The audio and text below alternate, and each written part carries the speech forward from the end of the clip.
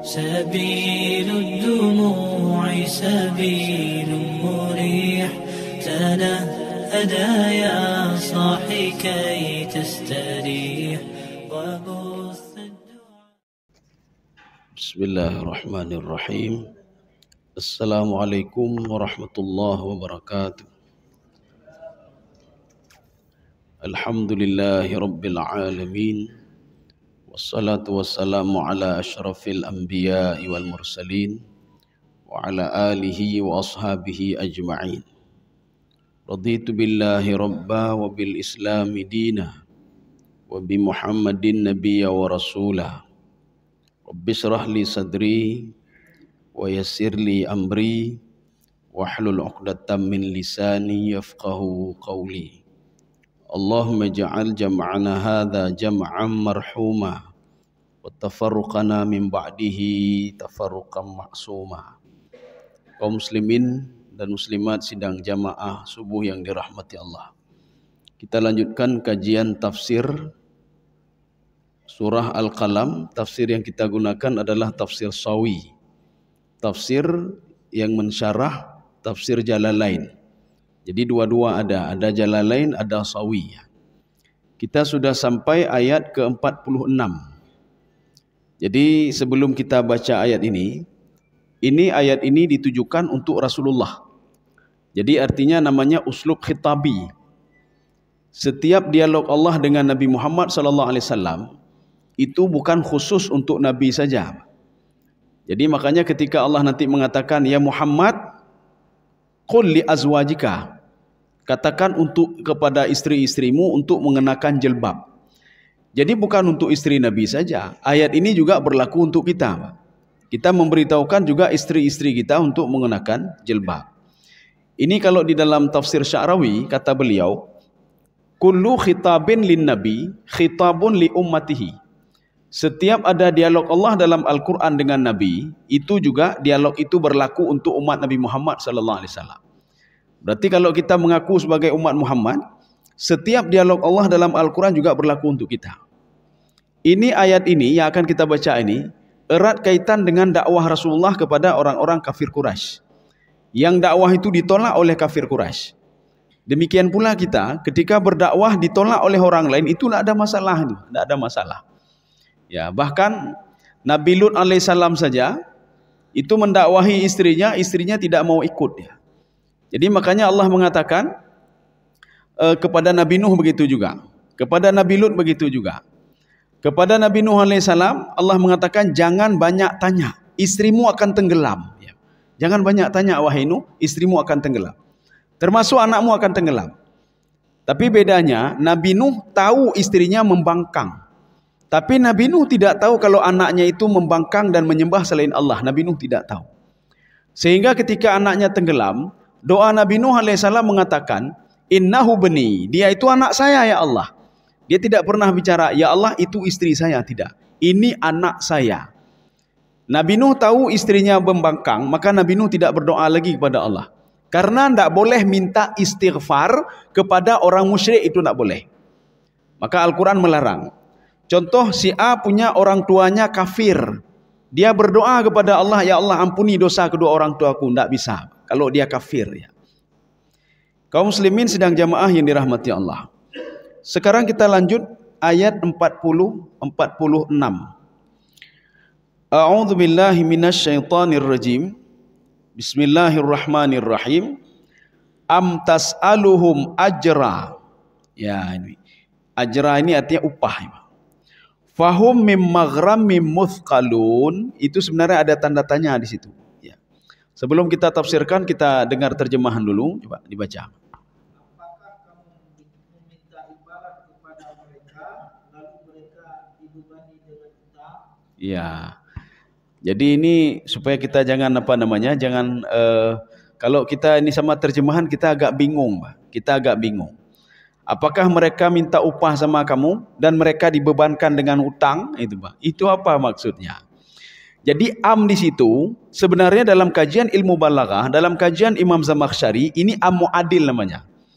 Am muadil pilihan, mau ini atau ini. Tetapi dalam ayat ini itu bukan muadil, bukan pilihan. Am itu maknanya hamzah. Hamzah itu apakah? Istifham. Jadi makna am tas'aluhum ajran. Wahai Muhammad, kenapa dakwahmu ditolak oleh mereka? Apakah kamu minta upah sama mereka? Ya, Pak. Imam Al-Baghawi mengatakan begini. Ad-da'wah limaslahatihim. Dakwah itu untuk kemaslahatan mereka. Kita mengajak orang lain yang tidak salat untuk salat. Salat itu kemaslahatan dia. Bukan kemaslahatan kita. Kita sudah beres, kita sudah salat, kita sudah puasa. Kita mengajak orang lain demi kemaslahatan dia karena sayang sama dia. Inilah yang salah dipahami oleh seseorang yang memahami Al-Quran. Ketika dia membaca Al-Quran, wabtaghi fima atakallahu daral akhirah wala tansa nasibaka minad dunya. Carilah akhirat dan jangan lupa kamu berada di dunia. Sebagian memaknainya dunia itu 50-50 sama akhirat. Kejar dunia 50%, kejar akhirat 50%. Bukan itu maksudnya. Kita jangan salah paham. Kita memahami kejarlah dunia, dan kejar juga akhirat. Dunia kamu lakukan 50%, akhirat 50%. Padahal maksud ayat itu bukan seperti itu. Maksudnya wabtaghi fima atakallahu daral akhirah. Carilah sesuatu keridaan Allah yang bisa membawa kamu itu keberuntungan di akhirat. Kita ngomong baik-baik, beruntung di akhirat. Kita tidak bohongi orang lain, beruntung di akhirat. Kita beribadah, beruntung di akhirat. Kita memindahkan duri di jalan, beruntung di akhirat. Kita tidak melihat maksiat, beruntung di akhirat.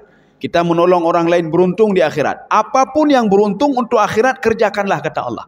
Dan jangan buat maksiat. Sudah. Wala tansa nasibaka minad dunya. Kamu jangan lupa kamu hidup di dunia. Maksudnya bukan nikmati dunia, jangan salah. Mbak. Tadi disuruh kita untuk mengejar akhirat. Jangan lupa kamu hidup di dunia, masih ada saudara-saudara kamu yang perlu diajak untuk ke akhirat. Itu maksudnya. Kita ini enggak 50% dunia, 50% akhirat. Waktu datanya yang pakai pebutnya kan 50-50, 50-50 yang banyak. Dunia itu enggak ada apa-apanya, Pak. Illa mata'un. Ini kan kita dunia kan berapalah batas umur kita, Pak. Itu pun kalau ada yang sampai 100 tahun, nyampi kah pakai pampers, Pak. Tertonton sudah pakai pampers dan itu sodro oleh, Pak. Ya, walaupun umurnya sudah 100 tahun. Jadi artinya ada masanya. Kita menikmati dunia ada masanya. Bisa 60 tahun, 70 tahun, 70 tahun lah paling enggak. ASN aja ada pensiun. Kenapa? Karena ini sudah lemah, Pak. Dia nak sanggup berpikir lagi lebih jauh lagi. Maka nanti pensiun 58, 60, 65, bahkan 70. Setelah itu nak lagi, Pak. Kenapa? Karena sudah lemah. Artinya dia tidak menikmati lagi dunia ini. Ketika sudah tua, tidak bisa lagi kita menikmati sembarangan, Pak. Tidak bisa makan ini, tidak bisa. Dokter mengatakan bapak cuma bisa makan sayur saja. Ya, Pak. Bapak cuma bisa makan ini saja, lain tidak boleh makan lagi. Daging tidak boleh, semua tidak boleh. Ya.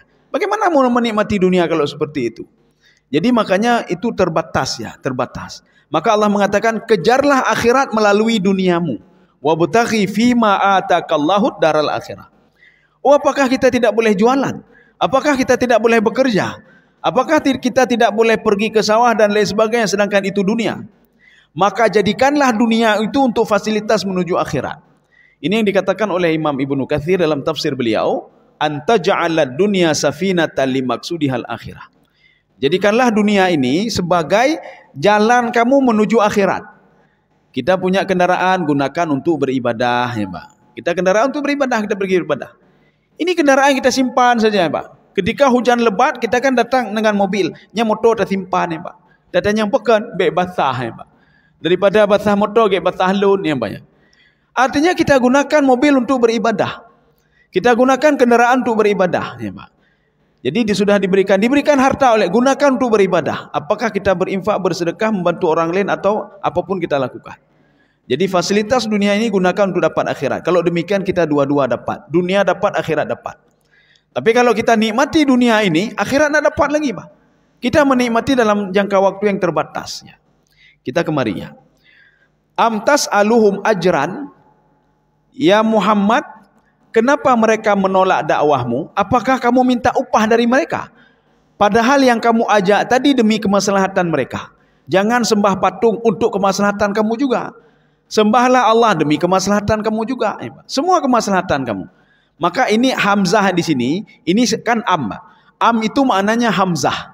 Hamzah itu kata tanya. Kata tanya yang dimaksud di sini adalah ta'ajub. Ta'ajub itu heran. Artinya Allah mengatakan, heran saya. Kamu mengajak mereka kebaikan tapi mereka menolak. Sedangkan kebaikan itu untuk mereka sendiri. Heran kita ajak orang lain untuk salat, mari kita salat. Cuma baik bengeh-bengeh, baik bengeh-bengeh. Kita ajak baik-baik, mari kita salat. Nak mau? Ya sudah. Dia ajak kebaikan, nak mau. Jangan buat maksiat. Apa urusan kamu? Ya sudahlah, ya sudah. Maka Allah mengatakan, Zarni wal mukadzibin. Ya Muhammad, yang menolak-nolak dakwah itu urusan saya Muhammad. Ya, itu. Kamu dakwah saja kamu. Jangan masukkan ke dalam hati, Pak. Jangan masukkan ke dalam hati. Sehingga Imam Al-Baghawi mengatakan, la tuthqiluka ya Muhammad. Jangan membuat kamu susah. Hatimu susah gara-gara mereka tidak mau salat, tidak mau ibadah. Tapi Pak tutahnya apa? Tutahnya, Pak. Kita ajak mereka nak mau, ya sudah, Pak. Kan kemaslahatan mereka sendiri. Jangan susah kita tahlun, kalau pekat nak mau dengar dia. Biar urusan dia dengan Allah Subhanahu wa taala. Demikian pula orang mengolok-olok Al-Qur'an. Ngapain kita susah, Pak? Dia mengolok Al-Quran, biarin saja, itu urusan dia dengan Allah Subhanahu wa taala. Seperti Abraha mengatakan, saya akan menghancurkan Ka'bah. Ketika itu didengar oleh Abdul Muttalib, biarin saja, hancurkan terus, itu kan urusan kamu dengan Allah, bukan dengan saya itu. Itu kan Ka'bah, itu kan Baitullah, kata Abdul Muttalib. Jadi biarin saja, terserah dia. Kita tidak ada daya upaya. Kenapa? Karena mereka datang dengan gajah. Kalau di dalam tafsir Al-Baydawi, itu gajahnya sampai mi'at, ratusan. Ada yang mengatakan sampai 1000 gajah. Bayangkan saja. 1000 gajah, Ka'bah cuma berapa meter kali berapa meter itu, Pak. Artinya enggak mesti 1000 gajah. Satu gajah pun kalau secara akal sanggup dihancurkan itu. Tetapi ketika itu Abdul Muttalib mengatakan, ini Baitullah ini punya Allah. Biar Allah saja yang urus dengan mereka. Maka ketika itu, alam tara kaifa fa'ala rabbuka bi ashabil fil. Alam yaj'al kaidahum fi tadlil. Kaum muslimin sedang jamaah yang dirahmati Allah. Kita lanjut lagi. Fahum mim maghramim muthqalun. Ya. Jadi artinya, ya Muhammad, kamu kan tak minta upah sama mereka ketika kamu berdakwah. Sampai mereka itu mengambil duit memberi upah kepada kamu dan mereka hutang lagi dengan duit itu. Ada enggak seperti itu? Kan enggak ada ya Muhammad. Kamu berdakwah enggak ada kamu pasang tarif dan lain sebagainya. Enggak ada ya Muhammad. Kamu mengajak kepada mereka kebaikan. Maka kita jangan salah nanti, Pak. Jangan sampai terjadi seperti kelompok yang ketiga yang digambarkan oleh Rasulullah. Kelompok pertama, mangkara Al-Quran wa amina bihi. Kelompok yang baca Al-Quran dan beriman pada Al-Quran. Apapun yang dia baca, dia yakin. Satu. Kelompok yang kedua, mangkara Al-Quran wa angkara bihi. Kelompok yang membaca Al-Quran tapi dia mengingkari isi Al-Quran. Pegahnya, panenanya, mana ada ini? Dua. Kelompok yang ketiga, mangkara Al-Quran wa akala minhu. Orang yang baca Quran dan cari makan dengan Al-Quran. Jangan sampai jadi kelompok yang ketiga, kedua dan ketiga. Ini kelompok yang dilaknat oleh Allah Subhanahu wa taala dan dia akan dimasukkan ke dalam neraka. Maka jadilah kelompok pertama. Kelompok yang membaca Al-Quran dan beriman dan yakin apa yang ada dalam Al-Quran.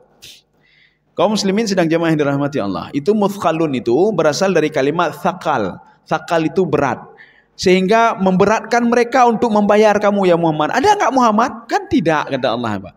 Maka saya heran, orang yang diajak kepada kebaikan tidak perlu mengeluarkan apapun tapi mereka tidak mau. Ya. Abu Jahal, Abu Lahab, saya heran melihat mereka. Diajak kepada kebenaran padahal tidak diminta apa-apa, kenapa mereka tidak mau? Inilah kejadian yang terjadi pada Fir'aun laknatullah ketika didakwahi oleh Nabi Musa alaihissalam. Nabi Musa mengatakan, sembahlah Allah yang menciptakan kita semua. Jadi kamu bukan Tuhan, tetapi Tuhan itu yang menciptakan langit dan bumi. Ketika itu Fir'aun terdiam saja dan pembesar yang ada di samping Fir'aun ada yaktumu imanahu. Dia menyembunyikan imannya padahal dia sudah beriman dengan Musa. Apa kata dia? Ataktulu rajulan ayyaqula rabbi Allah. Kamu akan membunuh seorang laki-laki yang dia mendeklarasikan dirinya, saya punya Tuhan. Apa hubungannya dengan kamu? Biarin saja dia. Kalaupun dia bohong, kebohongan itu untuk dia. Tapi kalau apa yang diucapkan itu benar, hati-hati kamu. Ya, apa yang diucapkan oleh Musa tadi. Nabi Musa tadi tidak mengambil untung apapun dari kamu. Dia tidak merebut kerajaanmu, kan tidak merebut kerajaanmu. Dia tidak merongrong kamu. Dia cuma mengatakan saja Tuhan saya adalah Allah, yang saya sembah adalah Allah. Itu saja. Dia tidak mengambil hartamu, tidak mengambil dan lain sebagainya, tidak ada.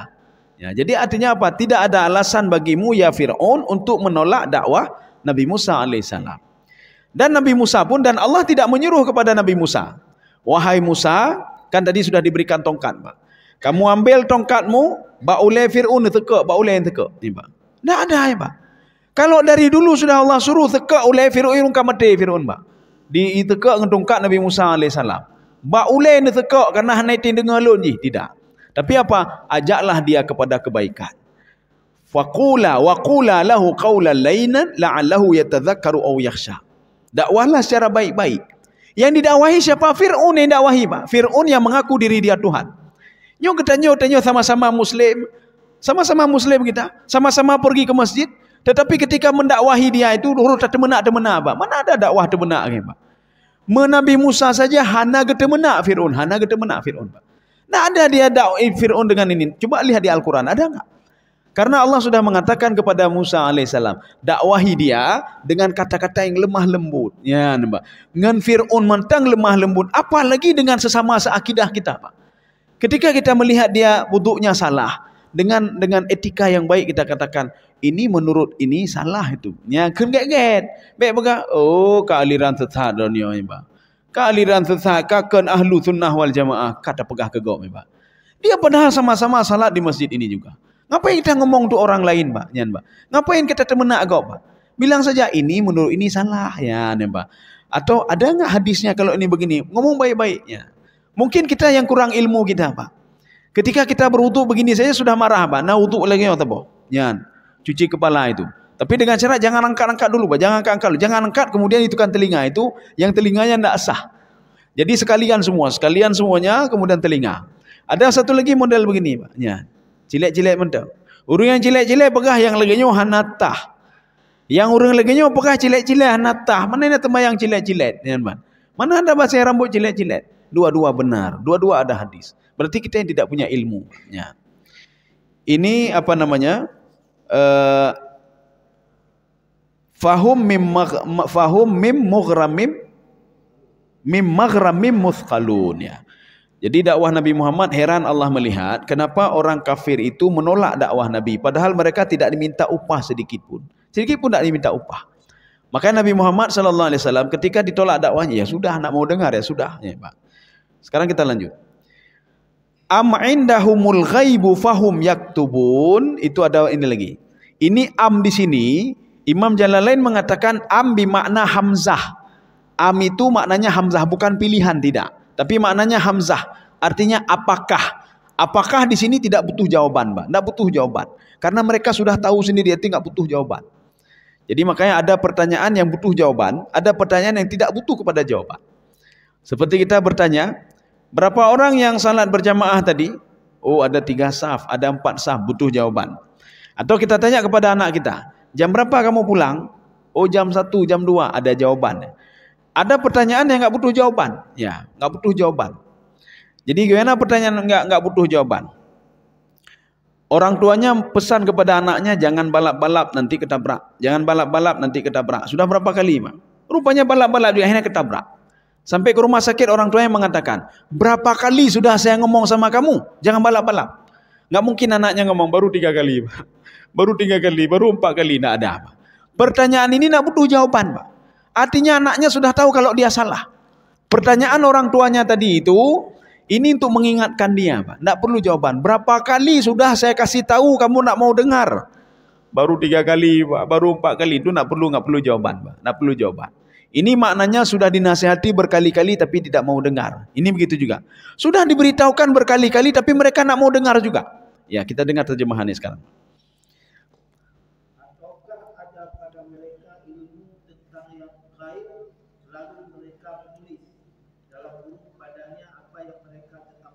Ya, ini kita bingung juga ini, Pak. Terjemahannya bingung kita.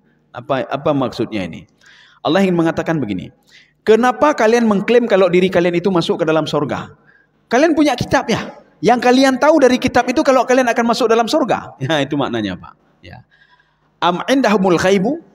Dalam tafsir At-Tabari, Imam Tabari mengatakan al-ghaibu bimakna, yang dimaksud ghaib di situ apa? Kitabun unzila ilaihim Ya, nampak. Ada kitab yang diturunkan kepada mereka. Allah mengatakan, kenapa begitu yakin kalian masuk ke dalam sorga? Seperti Yahudi dan Nasrani.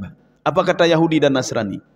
Wa qalu la yadkhulal jannata illa man kana hudan aw nasara. Yahudi mengatakan tidak akan masuk ke dalam sorga kecuali Yahudi dan Nasrani saja. Lain neraka mendum lain namanya. Yang Yahudi dalam alam sorga, Nasrani dalam alam sorga. Maka ketika itu Allah bertanya, apakah kalian enggak punya kitab? Apa enggak punya kitab? Coba lihat di kitab itu. Bagaimana kalian? Apakah menjamin kalian masuk dalam surga? Ya ini Pak. Tapi ini Allah ngomongnya bukan untuk Yahudi dan Nasrani. Ini untuk orang musyrik ini Pak, untuk orang kafir Quraisy. Kafir Quraisy yang menentang Nabi Muhammad sallallahu alaihi wasallam. Makanya setelah Nabi waktu Nabi Ismail alaihissalam, anaknya Nabi Ibrahim, beliau punya keturunan, tidak ada seorang nabi pun dari situ, Pak, kecuali terakhir Nabi Muhammad. Tidak ada satu kitab pun dalam rentan waktu Nabi Ismail dengan Nabi Muhammad SAW, tidak ada rentan kitab yang diturunkan kecuali pada Nabi Muhammad Al-Quranul Karim. Itu pun ketika beliau diangkat menjadi Rasul umur 40 tahun. Sebelum itu tidak ada satu kitab pun tidak ada. Maka Allah mengatakan, tunjukkan kepada saya mana kitab yang mengatakan kalau kalian akan masuk ke dalam surga. Ya, ini Pak. Am indahumul ghaibu? Apakah kalian tahu hal gaib? Masuk hal gaib di sini apa? Kalian punya kitab yang diturunkan kepada kalian yang menjamin kalian masuk ke dalam surga? Tidak ada, kata Allah. Itu nggak perlu jawaban ini, Pak. Ini yang pertama. Yang kedua, tafsiran yang kedua. Dalam tafsir Al-Qurtubi, Imam Qurtubi mengatakan, am indahumul ghaibu? Apakah kalian itu lebih afdal, lebih baik daripada orang mukmin yang mereka beribadah, mereka patuh, mereka taat kepada Allah? Mana buktinya, kata Allah? Mana buktinya? Ya, nih, Pak. Tidak ada bukti, mereka diam saja, Pak. Tidak ada bukti. Ya. Sudah, kita lanjut lagi, Pak. Fahum yaktubun. Jadi maksud yaktubun di sini itu bukan menulis, tidak. Dalam terjemahan diterjemahkan menulis. Nggak ada hubungan dengan menulis, Pak. Jadi apakah kamu punya kitab? Kamu bisa berpegang teguh dengan kitab itu? Atau kamu bisa ngomong sesuai dengan kitab yang tertulis tadi kalau kamu masuk ke dalam surga? Ada nggak kitab itu? Tidak ada, kata Allah. Tidak ada, ya, Pak. Bahkan di dalam kitab Taurat pun tidak ada itu. Dalam kitab Injil pun tidak ada, Pak. Orang pembangkang itu akan masuk ke dalam surga itu tidak ada. Memang yang membuat kita masuk ke dalam surga itu bukan amal ibadah kita. Ada orang hebat ibadahnya tapi dia neraka masuknya, Pak. Ada orang biasa-biasa saja tapi dia penghuni surga, ya, Pak. Jadi bagaimana ini? Untuk apa kita salat? Untuk apa beribadah? Sehingga Rasulullah SAW mengatakan kepada sahabatnya, wahai sahabatku, amal ibadahmu tidak bisa menjamin kamu masuk ke dalam surga. Tidak bisa menjamin, Pak. Maka jangan kita pikir, lun tahajud di tiap malam tahajud sudah jamin masuk surga. Tidak, Pak, tidak. Oh, saya umrah berapa kali sudah jaminan masuk? Tidak, jaminan surga, tidak. Sehingga sahabat mengatakan, wala anta ya Rasulullah, termasuk engkau ya Rasulullah, amal ibadahmu? Iya. Amal ibadah saya tidak menjamin saya masuk ke dalam surga. Ketika itu sahabat bertanya lagi, kalau demikian ya Rasulullah, apa yang bisa membuat kami masuk ke dalam surga? Rasulullah menjawab, rahmat Allah Subhanahu wa ta'ala. Maka muncul pertanyaan sama kita, bukan sama sahabat sekarang, Pak. Kalau betul rahmat Allah yang membuat kita masuk ke dalam surga, untuk apa kita salat? Untuk apa kita puasa? Puasa tidak menjamin kita masuk ke dalam surga. Tarawih tidak menjamin kita masuk ke dalam surga. Ini jangan salah paham lagi, Pak. Jadi maknanya begini, kita tidak tahu rahmat Allah itu datangnya dari mana. Apakah datang dari salat fardu yang diwajibkan kepada kita? Atau datangnya dari puasa Ramadan yang Allah wajibkan kepada kita? Atau bahkan rahmat Allah datang dari duri yang kita pindahkan di tengah jalan, kita pindahkan duri itu supaya tidak mendalimi orang lain, supaya tidak kena orang lain. Makanya kita lakukan semua ibadah, Pak. Kita tidak tahu rahmat Allah itu datangnya dari mana. Bisa saja datang dari hal yang kecil. Maka Allah mengatakan wasari'u ila maghfiratin mir rabbikum. Ini kalimat ini namanya ijaz hazaf. Maksud ijaz hazaf, ada ayat yang dihilangkan potongannya dan di dalam tafsir dimunculkan. Maksud wasari'u ila maghfiratin, berbuat baiklah kamu sekecil apapun kebaikan itu, apalagi besar, Pak. Lakukanlah itu. Bisa jadi rahmat Allah Subhanahu wa ta'ala, ampunan Allah itu bisa saja dari amal ibadah yang kecil. Ya, Pak. Mana contoh? Seperti kita utarakan kemarin, ya, Pak. Kemarin atau kemarin lusa itu. Seorang wanita pelacur masuk ke dalam surga gara-gara apa? Dalam hadis itu disebutkan memberi minum seekor anjing. Kita jangan salah paham juga dengan hadis itu. Kalau hadis ini disalahpahami, maka pelacur-pelacur kayak minta asai benar. Cari anjing. Kalau kita tanya, apakah minta asai supaya tamu dalam surga? Kenapa? Kasih minum anjing. Habis kasih minum anjing karena jaminan tamu dalam surga. Tidak, jangan salah, Pak. Kita jangan salah paham sama hadis itu. Sebagian orang memahaminya wanita ini pelacur masuk dalam surga gara-gara memberikan minum anjing. Akhirnya apa? Anjing di Banda Aceh hanale, Pak. Kayak ali pelacur mendum, Pak. Kenapa? Karena jaminan masuk dalam surga. Tiro JI. Yang roh na jo ile, Pak. Karena yang guyu asai jo, Pak. Yang roh kakelah bahdu deh, Pak. Yang penting asai le supaya tamu dalam surga. Kita jangan salah paham. Kita harus memahami dulu hadis ini, konteks hadis ini dalam pemahaman yang berbeda, Pak. Bagaimana pemahaman berbeda? Kita harus tahu dulu kejadiannya kapan itu hadis itu. Kejadiannya ketika anjing ini kehausan, wanita ini juga kehausan, dua-dua haus. Jadi di padang pasir ya. Ketika itu wanita ini menemukan sebuah sumur, dia minum dari sumur itu. Ketika dia lihat anjing itu yalhathu, dia menjilat-jilat pasir karena saking hausnya. Dia ambilnya air itu, dia berikan kepada anjing itu. Anjing itu fasyakarallah, dia bersyukur kepada Allah dan dia berdoa untuk wanita itu, Pak. Dengan doanya, wasilah doa itu, wanita tersebut dia bertaubat kepada Allah Subhanahu wa taala. Dengan taubatnya lah dia bisa masuk ke dalam surga. Kenapa? Karena taubat itu adalah rahmat Allah datang di situ, Pak. Ya, di taubat itu, Pak. Rahmat Allah datang di taubat itu. Wanita ini diberikan rahmat oleh Allah gara-gara bertaubat, ya. Maka bukan gara memberikan itu, tidak, itu wasilah saja, Pak. Sebagai wasilah saja. Ya. Kaum muslimin sedang jamaah yang dirahmati Allah. Ya, sekarang kita lanjut. Fasbir li hukmi rabbika wala takun ka sahibil hut idznada wa huwa makdzum. Ini kita bagi tiga kelompok, ya. Bagi tiga kelompok. Kelompok pertama, kelompok kedua, kelompok ketiga. Akan kita terjemahkan kemudian kita tafsirkan. Ya, coba dibaca lagi, Pak. Maka bersabarlah kamu dalam kurung hai Muhammad terhadap ketetapan Tuhan. Sudah. Ini yang pertama, Pak. Maka Allah menyuruh Nabi Muhammad untuk bersabar. Bersabar dalam apa? Dalam berdakwah. Ini dijelaskan lebih rinci itu di dalam kitab namanya A'malul Qulub yang dikarang oleh Dr. Yasir Burhami. Sabar itu ada 3. Nanti kita lihat sabar yang dimaksud di sini apa. Ini sabar ini masuk ke dalam kategori yang pertama. Sabar untuk taat kepada Allah. Makanya kita itu ketika kita patuh kepada perintah Allah, kita sudah bersabar untuk berpuasa Ramadan. Ketika Allah mengatakan jagalah puasamu, jagalah matamu, kita bersabar, berarti kita sudah patuh kepada Allah, sudah bersabar, ya Pak. Jangan lihat maksiat, jangan berbuat ini, jangan curang kepada orang lain. Artinya kita bersabar terhadap perintah Allah untuk tidak berbuat curang, untuk tidak berzina, tidak mengurangi timbangan dan lain sebagainya. Jadi makanya kita disuruh bersabar, Pak. Dalam salat sabar, ya Pak. Jalani saja dulu, Pak. Jalani saja. Dalam puasa sabar, jalani saja dulu, Pak. Kita tidak tahu kalau itu demi kemaslahatan kita sendiri, Pak. Kita tidak bisa mengenal diri kita tanpa ipujra ila Allah baru taturi nih, Pak. Ipujra ila Allah baru kita mengenal diri kita sendiri, Pak. Kalau enggak kita tidak pernah mengenal diri kita sendiri, Pak. Kita terus mencari rezeki, siang malam kita cari rezeki. Dan kita tidak tidak memperhatikan kesehatan. Hana ada fikir sapu, hana ada fikir yang penting pengle, Pak. Setelah duit banyak kita dapatkan selama 1 bulan, sakit nih, Pak. Sakit, Pak. Habis sakit, uang tadi yang kita dapat 1 miliar untuk menyembuhkan kita lagi. Setelah sembuh, istri kita ngomong lagi, minta lompeng bang, jalan juga deh, Pak. Minta lompeng, Pak. Ketika minta peng, terkumpul peng sakit lompengnya, dipubat lah ngempengnya lompaknya nih, Pak. Artinya kita hana tatedo, hana tatusodro nih, Pak. Ya, hana tatusodro nih, Pak.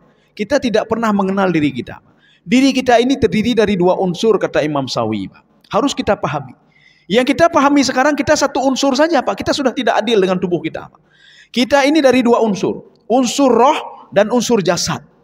Selama ini kita selalu mengedepankan jasad, roh kita lupakan, Pak. Bagaimana jasad? Beli jam mahal untuk tangan, beli alat transportasi yang mewah untuk apa? Untuk tubuh, Pak, supaya nyaman tubuh. Beli spring bed untuk apa? Untuk tubuh kita beli, Pak.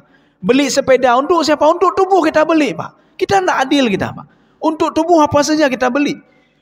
Tubuh hilake apa? Baju mahal, boleh. Tubuh beli. Saya mau ke Eropa, pergi ke Eropa. Tapi ini roh ini tidak pernah kita penuhi, Pak.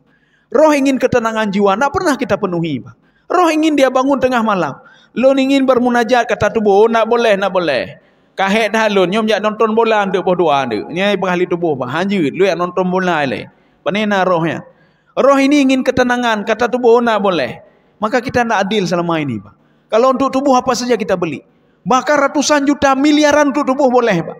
Kita sakit, Pak. Pergi ke Australia, Pak. Pergi ke Singapura.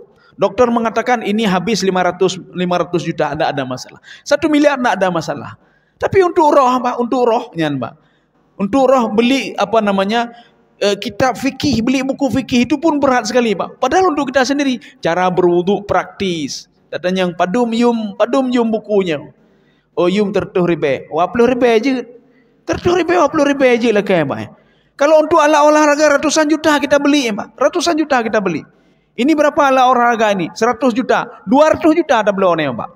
Tapi ketika untuk roh, Pak, nya untuk roh. Belum peci ke rorayan, Pak. Dan yang pedum peci, Pak. Naik lebih murah lah, Pak. Kiban manusianya, Pak. Berkurban begitu juga, kurban. Kurban kan untuk ketenangan jiwa kita, Pak. Kurban itu kan permintaan roh kita, Pak. Kamu berkurbanlah supaya tenang jiwaku. Yang luat teblo yang kameng, padum yung kameng, 5 juta. Yang 7 juta limong nah, yang 7 juta limong nah, datanya, Pak. Yang 2 juta nah, Pak. Padahal kalau untuk roh kita buat sama seperti tubuh juga, Pak. Artinya apa? Cari yang terbaik. Kita tanya sepeda ini berapa harganya? 20 juta. Yang 30 juta ada, ya, Pak. Kenapa? Karena untuk tubuh kita, Pak. Ya, Pak. Helm begitu juga, semua perlengkapan tubuh ini, Pak. Apapun mau kita berikan. Maka dengan puasa Ramadan ini kita bisa mengenal diri kita, Pak. Ya, rupanya ada unsur roh juga kita ini. Seorang itu tidak pandai bersyukur kecuali apa di ipejirah le bulan Ramadan ni. Ipejirah le baru itu pudro je, Pak. Itu pudro je, Pak. Nyohana ipejirah itu pudro, Pak. Ya. Nyohana ipejirah itu pudro. Maka dengan ipejirah tidak makan tidak minum, maka roh itu dan jiwa dia tahu, Pak. Oh, saya berarti ada 2 unsur saya, ya, Pak. Unsur jasad dan unsur roh.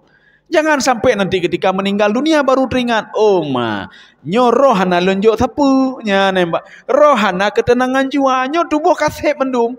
Tapi untuk apa tubuh kasih, Pak? Ketika kita miliaran habis untuk tubuh ini, Pak. Tapi ketika meninggal dunia, dalam hitungan detik ipuji ligop, Pak. Ipuji ligop. Hana ya putoto katanya oleh Pak Hana, kai ipuji ligop. Nyampi menyoto ndak betosnya kata kesel, Pak. Kenapa? Makin lama makin bau busuk, tubuh ini makin bau busuk.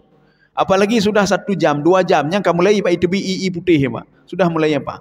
Dulu kita pergi ke GIMS lagi, Pak. Tubuh ini bagus sekali. Kita pergi ke dokter ini spesialis kulit dan lain sebagainya. Kepu spesialis kulit mereka meninggal dunia, Pak. Anak tu ya permun le, Pak. Abe peng-peng untuknya, Pak. Ya. Kaum muslimin sedang jamaah yang dirahmati Allah. Jadi artinya bersabarlah. Sabar itu ada 3. Yang pertama as-sabru fi ta'atillah. Sabarlah dalam taat kepada Allah Subhanahu wa taala. Ya tak sabar aja, Pak. Semua untuk kita, Pak. Bukan untuk Allah. Allah nak perleh, Pak. Ketika Allah menyuruh untuk berpuasa, berpuasalah kamu supaya kamu mengenal dirimu. Salatlah kamu supaya kamu mengenal dirimu dan kamu tenang jiwamu. Bayar zakatlah kamu untuk membersihkan hartamu dan membersihkan dirimu, kata Allah. Oh, nak mau ya sudah. Baik pupu ke dia, kata Allah. Nak apa? Nak mau ya sudah. Hana pupu, Pak. Lo ni Allah hai lum puasa hana pupu bah ke dia, hana pupu. Lun hai lun tempat tak apa-apa juga, kata Allah Subhanahu wa taala. Itu kan semua untuk kamu. Bodoh kamu tidak mau, kata Allah. Kenapa untuk tubuhmu selalu kamu respon? Kenapa untuk jiwa tak pernah kita respon, Pak? Nyo adin untuk mendidik roh kita, Pak. Nya tubuhnya penanya untuk mendidik roh, ya. Maka yang jerah tubuh, Pak, yang jerah tubuh. Oh malum biasa lun je du kedai kopi poh lapan nyo hanam temeduk le bergali tubuh, Pak. Roh pegah ne iem gede. Nyo bulu Ramadan lun aturun, nya katutah tubuh, Pak, katutah tubuh.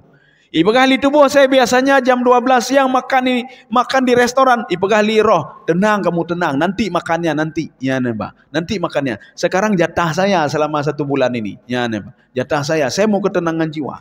Saya mau ketemu dengan Allah, ya kata roh, Pak. Kita lanjut sedikit lagi, kita lanjut, Pak. Ya, ini sudah sabar tadi sudah 2, Pak. Yang kedua sabar untuk meninggalkan maksiat. Ketika Allah mengatakan jangan buat maksiat, jangan kurangi timbangan, itu juga membutuhkan kesabaran. Setiap kita bersabar, maka kita dapat pahala. Bersabar dapat pahala, Pak. Maka bersabar menjalankan perintah, bersabar meninggalkan larangan. 2. Yang ketiga bersabar ketika diberikan musibah oleh Allah. Ibnu Abbas mengatakan dalam tafsir beliau, yang dimaksud bersabar terhadap musibah, nggak usah muluk-muluk kita Pak. Sakitnya, sakit itu ujian. Sakit itu ujian, apakah seorang dengan sakit dia jauh dari Allah atau makin dekat dengan Allah Subhanahu Wa Taala. Biasanya orang makin sakit makin jauh dengan Allah ya Pak. Kenapa makin jauh? Ketika dia sakit, ya Allah, pekan belum sakit lagi nyawa ya Allah ya. Kau bengih-bengih ke Allah ya Pak. Dengan saya sakit seperti ini, proyek saya sudah hilang ya Allah. Kau ada proyek lu, enggak ada nyawa, enggak ada aja. Nyana Pak. Makanya di situ ujian, Pak. Seorang sakit itu ujian. Sudah, ini kelompok pertama. Sekarang kelompok yang kedua. Wala takun ka sahibil hud. Ya, coba lanjut lagi, Pak. Dan janganlah kamu seperti orang dalam perut Yunus yang berada di dalam perut ikan. Iya, ya ini tidak ada masalah ini. Jadi artinya, wahai Muhammad, jangan jadi seperti Nabi Yunus yang sudah berada dalam perut ikan gara-gara dia berbuat maksiat, berbuat dosa. Kita jangan salah paham dulu. Ketika nanti mendengar baik je ke berarti Nabi Yunus, makek dah lah. Bukan seperti itu, Pak. Jangan salah kita. Ya, jangan salah. Nabi Yunus seorang nabi dan rasul, Pak. Seorang nabi dan rasul. Artinya Allah ingin memberikan pelajaran kepada Nabi Muhammad SAW. Ya Muhammad, kamu itu jangan jadi seperti Yunus yang ditelan oleh ikan. Ditelan oleh ikan punya sebabnya, Pak. Punya sebab. Karena dia tidak patuh kepadaku. Makanya setiap yang kita alami di dunia ini, Pak. Mana musibahnya, naga petran hujan sampai-sampai, atau kering sampai-sampai, kering, Pak. Kering tidak pade-pade mati mandum, Pak. Maka kita harus introspeksi diri, ini salah apa yang saya buat ini? Nyane, Pak. Berarti saya sudah buat kesalahan ini. Tak mungkin Allah menurunkan bala kalau nggak punya ini, nggak punya alasan. Nak mungkin ikan itu menelan Nabi Yunus alaihissalam kecuali Allah menyuruh kepada ikan itu untuk menelan Nabi Yunus alaihissalam. Makanya bukan keinginan ikan itu, Pak. Inilah fungsi tawakal. Maka pada yang kedua ini disuruh kita tawakal kepada Allah Subhanahu Wa Taala. Bismillah tawakkaltu 'alallahi la haula wala quwwata illa billah.